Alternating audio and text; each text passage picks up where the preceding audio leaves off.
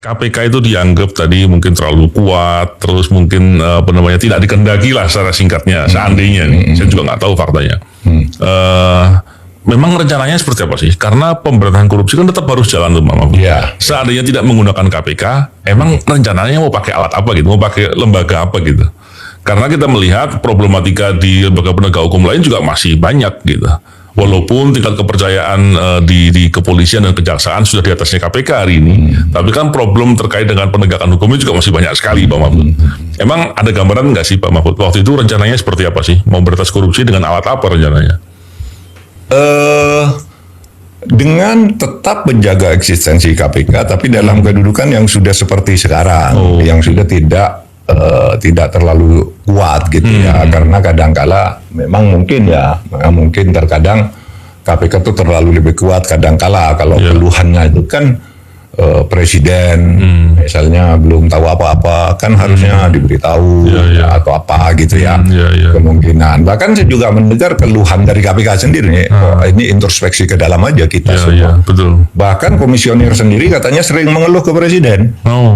Tiba-tiba itu penyidik mengumumkan ulang tersangka, tiba-tiba dan sebagainya. Kami tidak dilapori gitu. Saya dengar sendiri dari KPK. Betul. Wah kalau gitu tuh harus ditata gitu kira-kira presiden. Dan KPK-nya juga bilang begitu ke saya waktu itu ketika ribut-ribut itu kan sadar, wah kok bisa terjadi begini, ini. Nah ini kami ini komisioner, kadang-kala kami tidak tahu, tapi karena aturannya begitu ya kami terpaksa mengumumkan sesuatu yang kami sendiri sebelumnya tidak tahu detail gitu. Tiba-tiba sudah diumumkan orang ditangkap, orang DTT, lalu sudah masuk ke meja kami. Kan tidak mungkin kami bilang tidak gitu.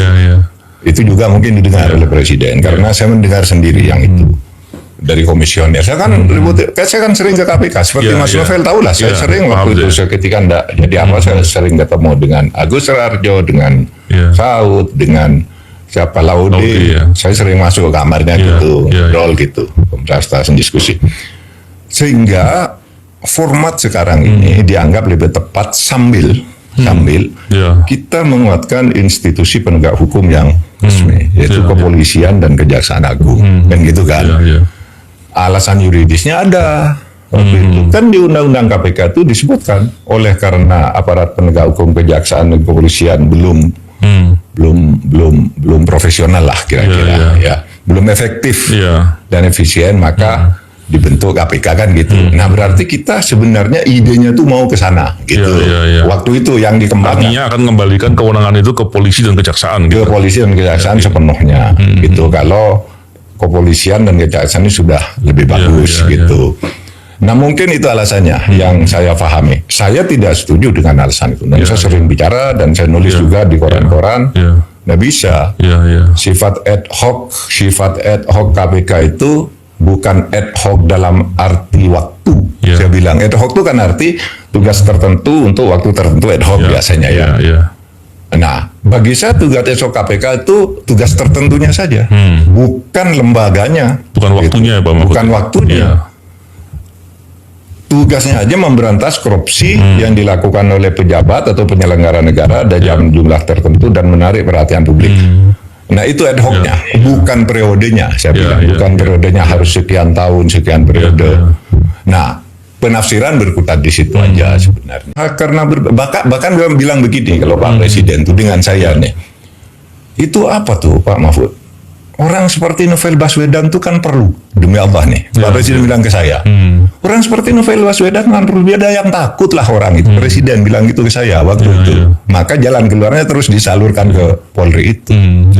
Jadi memang itu permainan di tiga kubu kalau di tingkat jabatan tinggi. Nah saya sama Pak Pratik yang cari jalan keluarnya waktu itu. Sampai rapat di rumah saya beberapa kali. Tidak di istana juga, tidak tempat di rumah saya. Bicara itu, merumuskan yang gitu-gitu. Ini cerita versi saya ya. Memang hal-hal begini enak kalau diceritakan Pak Mahfud ya, biar jelas gitu. Karena begini juga Pak Mahfud. Saya waktu itu termasuk bersama dengan teman-teman kemudian berpikir kalau waktu itu kami tidak menerima, maka posisi kami itu adalah orang-orang yang distempel merah oleh negara. Salah, iya kan?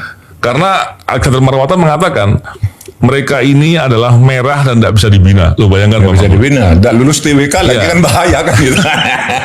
Pak Mahfud bayangkan, Bangsa. pelaku kejahatan terorisme itu ada rehabilitasi untuk melakukan pembinaan agar bisa menjadi lebih baik. Artinya apa? Pelaku teroris itu bisa dibina menurut negara, kan gitu Pak Mahfud. Ini negara melalui representasi Alexander Marwata paling tidak. Saya nggak tahu itu pendapat pribadinya dia atau sebagai kolektif pimpinan. Itu mengatakan merah dan nggak bisa dibina. Saya yakin kalau kemudian tidak ada yang mengambil porsi itu, maka akan dianggap bahwa ini orang-orang bermasalah. Iya. Masalah keperdataannya pun akan rusak. Iya. Masalah karirnya juga akan rusak. Peluang untuk bisa berbakti untuk negara juga nggak ada lagi gitu. Jadi itu memang masalah yang sangat serius ya. Iya, saya paham sekarang. Artinya betul kalau nanti kita tawar yang nggak mau, berarti orangnya orang nggak benar kan? Iya. Sudah keputusannya tidak lulus TWK itu kan nggak benar. Wawasan kebangsaan kan walaupun akhirnya kami lega Pak Mahfud. Ternyata yang memimpin untuk atau paling enggak menurut saya yang mengakali untuk bikin TWK itu akhirnya kena kasus korupsi Pak Mahfud. Artinya orang menunjuk bahwa oh iya ternyata justru malah Firly Bahuri yang dan kawan-kawan yang justru malah orang yang bermasalah. Iya. Dan Pak Mahfud setelah kejadian itu banyak juga kasus-kasus di KPK yang kasus korupsi dan saya kok yakin ada beberapa yang kemudian tidak diungkap dengan tuntas dan itu sangat memprihatinkan. Tapi walaupun begitu Pak Mahfud, saya tetap berpandangan KPK ini tetap perlu dikuatkan. Kenapa? Karena kita ingin